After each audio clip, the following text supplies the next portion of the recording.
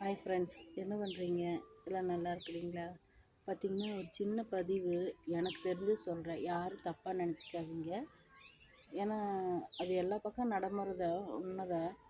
நீங்கள் எத்தனை பேர் இந்த நிலகள் ரவி, மனோரமா, ஊர்வசி நடித்த படத்தை பார்த்துருக்குறீங்கன்னு தெரியல. அதில் வந்து நிலகள் ரவி என்ன பண்ணுவான், மனைவி வேணும், அம்மாவும் வேணும் அப்படின்னு பேசுவான். ஆனால் கடைசியில் பார்த்திங்கன்னா மனைவி இறந்துருவான். அம்மாவை ஜெயிலில் அனுப்பிடுவாங்க. இப்போ அவன் நட்டாத்தில் நிற்கிறதாரு நிலகள் ரவி தான். அந்த மாதிரி சில ஆண்களுக்கு சொல்கிறேன், யாரும் தப்பாக நினைக்காதீங்க. ஒரு பட்சமாக யாரையும் பேசாதீங்க. நியாயம் எங்கே இருக்குதோ அங்கே பேசுங்க. எனக்கு தெரிஞ்சது அதுதான். சரிங்களா? என்னடா இவங்க இப்படி சொல்கிறாங்களே அப்படின்னு நீங்கள் நினைக்க வேண்டாம். ஏன்னா ஒவ்வொரு வீட்டில் அப்படி தான் நடந்துகிட்ருக்குது. அம்மாவுக்கு தகுந்த மாதிரி, அப்பாவுக்கு தகுந்த மாதிரி, பிள்ளைகளுக்கு தகுந்த மாதிரி, மனைவிக்கு தகுந்த மாதிரி, அக்கா தங்கச்சிக்கு தகுந்த மாதிரி அப்படி பேசக்கூடாது. அப்படி பேசுனா அது குடும்பத்துக்குள்ளே வந்து ஒரு சங்கடமாயிடும். எல்லாருமே வேணும், 10 நிமிஷம் உட்காந்து எல்லாரும் ஆலோசனை பண்ணி யோசித்து பேசுகிற குடும்பங்கள் வந்து நல்லா இருக்குது எனக்கு தெரிஞ்சு. அம்மாவுக்கு தகுந்த மாதிரி, அப்பாவுக்கு தகுந்த மாதிரி, மனைவிக்கு தகுந்த மாதிரி, பிள்ளைகளுக்கு தகுந்த மாதிரி பேசுனா அந்த குடும்பங்கள் வந்து சிதறித்தான் இருக்குது. எத்தனையோ வீட்டில் இருக்கும், ஆனால் வந்து அதை வெளியே காட்டிக்க மாட்டாங்க. சரிங்களா?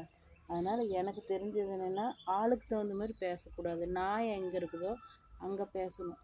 அதுதான் உண்மை. சரிங்களா? அதனால் நீங்கள் தயவுசெய்து யாராக இருந்தாலும் சரி, அண்ணனாக இருக்கட்டும், அப்பாவாக இருக்கட்டும், இல்லை மாமனாக இருக்கட்டும், இல்லை அண்ணன் தம்பிகளாக இருக்கட்டும், இல்லை வீட்டுக்காராக இருக்கட்டும், யாராக இருந்தாலும் சரி, ஆளுக்கு தகுந்த மாதிரி பேசி பார்க்கக்கூடாது. அது தப்பு.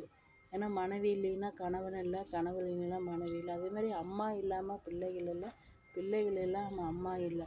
இருந்தாலும் எல்லாத்தையும் இப்போ நீங்கள் வந்து ஒரு வீட்டில் இருக்கிறீங்க, ஆனால் அவங்க அத்தனை பேர்த்தையும் விட்டுட்டு உங்களை நம்பித்தானே வர்றாங்க. அப்போ அதை யோசிக்கணுமில்ல.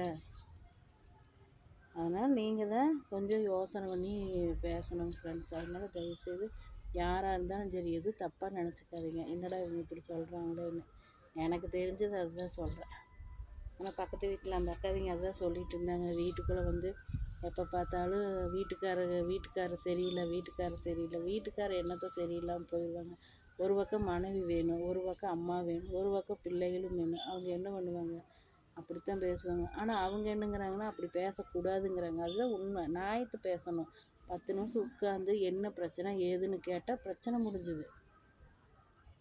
அதை விட்டு போட்டு சண்டை கட்டிக்கிட்டு வீட்டை விட்டு போகிறது, வெளியே வர்றது, அதெல்லாம் இருக்கவே கூடாதுங்க ஃப்ரெண்ட்ஸ். அதனால் தயவுசெய்து எனக்கு தெரிஞ்சது அதுதான்.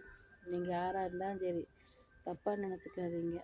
தயவுசெய்து இந்த பதிவு பிடிச்சிருந்தா லைக் பண்ணுங்கள், ஷேர் பண்ணுங்கள், சப்ஸ்கிரைப் பண்ணுங்கள். ஆனால் அதிகமாக அன்பு மட்டும் வைக்காதீங்க. யார் மேலேயுமே அதிகமாக அன்பு வச்சிங்கன்னா ஒன்றுமே பண்ண முடியாது. ஏன்னா அன்பு வைக்கிறவங்கள அப்படியே அவங்க மாறிடுவாங்க.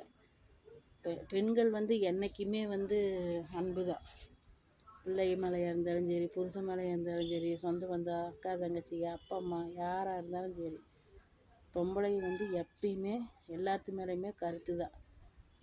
அதனால் வந்து என்னென்னா, எப்பயுமே வந்து எனக்கு தெரிஞ்சது வந்து பெண்கள் வந்து என்றைக்குமே வந்து எல்லாத்து மேலேயுமே ஒரு அன்பாக அனுசரணையாக இருப்பாங்க. ஆண்கள் அப்படி இல்லை. ஆண்கள் இந்த மாதிரி இருக்கக்கூடாதுன்னு சொல்கிறேன். எதுவுமே தப்பாக நினச்சிக்காதீங்க தயவுசெய்து. பதிவு பிடிச்சிருந்தா லைக் பண்ணுங்கள், ஷேர் பண்ணுங்கள், சப்ஸ்கிரைப் பண்ணுங்கள். பாய்.